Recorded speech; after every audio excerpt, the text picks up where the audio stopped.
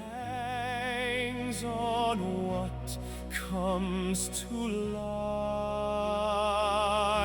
with the world at stake, love on the line, crown lost with one mistake, part of the grand design, the risks we take and rewards we find.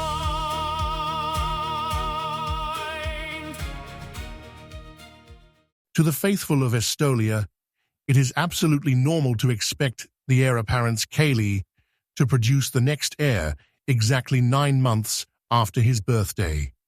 Nobody questions the timing nor the gender of the child. To our people, this is simply proof of deity's existence. In fact, the blind faith demanded by other religions is an alien concept. To witness individuals whose gods routinely break their promises, yet who remain staunch believers, is entirely foreign. When I studied other theologies, one of the rebuttals I received was the accusation that Estolians live without faith, as we are not made to believe without proof. I would argue that we of this nation have always lived with faith in many concepts. Faith that the promise of Zacharias will always keep us safe. Faith that we will proceed into tourism together and remain so until time itself ceases to be. These sorts of theological questions became far more weighty for me in the waning years of my time as keeper. Lazarus Ezekiel Zacharian, Capitulo 88. You must stand back, Your Highness. The midwife guided Reggie toward the door. As the doctor lifted the chloroform to Charlotte's face, Reggie stayed where he had been placed, hands curled at his sides. He could not bear to look directly at the bed for long. Mostly, he saw the doctor's square shoulders, bent in concentration as he worked alone. He trusted the doctor to get it right.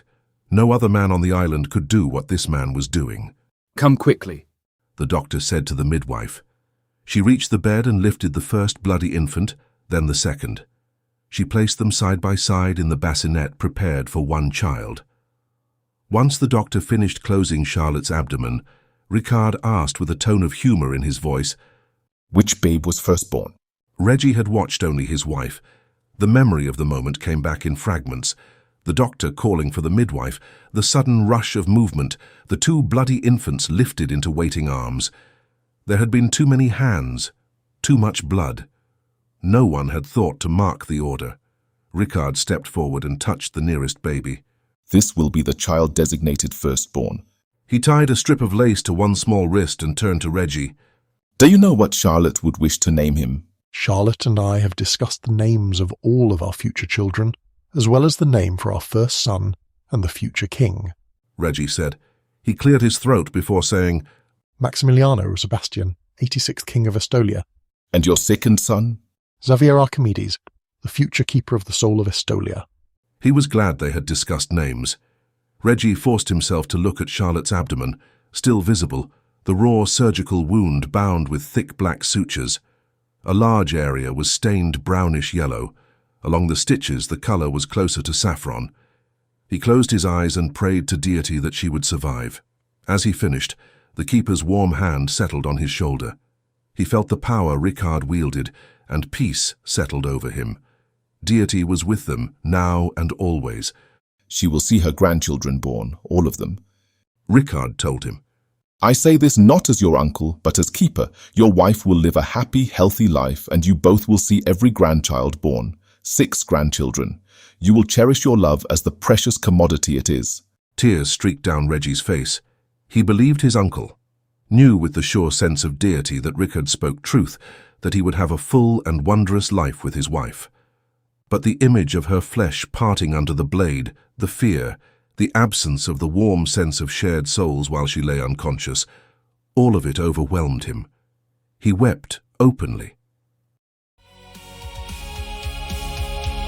To find suns to rise where others only dream, one will wear the crown, one will keep the soul, Camilla and Generaldo slipped into the room just after the doctor finished cleaning Charlotte, and the midwife settled her under the covers. Reggie looked up. He and Camilla had been married the same day. She crossed to where he stood and took him into her arms. The warmth and peace that flowed through him was not the same as Charlotte's touch, but it soothed him. She pulled back, smiling through tears. I just knew I needed to come and see you and Charlotte. She looked from Charlotte to the two babies in Amanda's and Ricard's arms and grinned. Twins. Charlotte will love it. Reggie nodded. She would love to have twins. He remembered her speaking of it. How she wanted twins, how she would lavish love on them. It would have to be enough.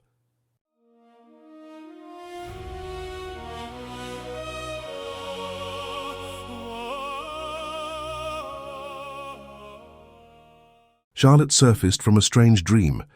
A doctor's voice insisted her father would die if she did not wake. Panic seized her at her own stillness until her father appeared, Margaret holding his arm with lovesick eyes, and told her he was fine. Not to listen to the doctor. The dream shifted to Reggie, to their seclusion suite. Memory sharpened, and with it came pain, sharp, digging, until she jerked awake. The baby. She tried to sit up. A hand pressed her shoulder down. Reggie, holding her gently. Reggie, the baby! Calm down, my love. He smiled and caressed her face. She looked down at her abdomen. The taut mound was now just flaccid emptiness. She panicked. The baby! A squalling cry echoed through the bedroom. Charlotte turned. Camilla and Generaldo stood there, each holding a baby. You've had your baby already? Camilla came to the bedside and placed the baby in Charlotte's arms. Charlotte looked down, the face looking back at her, unlike any newborn she had seen, uncrushed, perfect. She looked up at Camilla. Camilla pointed to her own abdomen. Not yet. Charlotte looked from the baby in her arms to the one Generaldo held. Then? Reggie answered. We have two beautiful sons. Charlotte looked down at the baby in her arms. She was familiar with the crushed look of newborns, the misshapen heads, the squashed features. This one's head was different. Perfect. I wanted twins. She looked down at him. He is so beautiful. This is Maximiliano. Nobody kept track of which was born first, so Ricard decided this one was first. Generaldo crossed the room and placed the other baby in Reggie's arms. Charlotte stared at the two of them. The babies were identical. This one is Xavier. Reggie said softly. They're beautiful. She whispered. Then she grimaced, pain flaring in her abdomen, sharp and insistent. She tried to ignore it, focusing instead on her two perfect baby boys. The door opened. The doctor entered. Are my babies okay? She needed him to say they were perfect. They're perfectly healthy. The doctor said. I believe those two are the finest rising stars of our generation. Reggie looked down at the babies. They deserve their stars on the flag. He said solemn. Ascending. Charlotte wanted to laugh, but the pain in her abdomen was growing unbearable. The doctor sighed. The pain will be fierce, I am afraid. The procedure I used is not common. Some doctors believe the risks outweigh the rewards. In your case, the risks were worth taking. You could not give birth naturally. But it is a brutal method, and recovery will take time. I have medicine for the pain. One life for two now, against his will. Faith and steel together at the edge of night. All that matters hangs on what comes to light.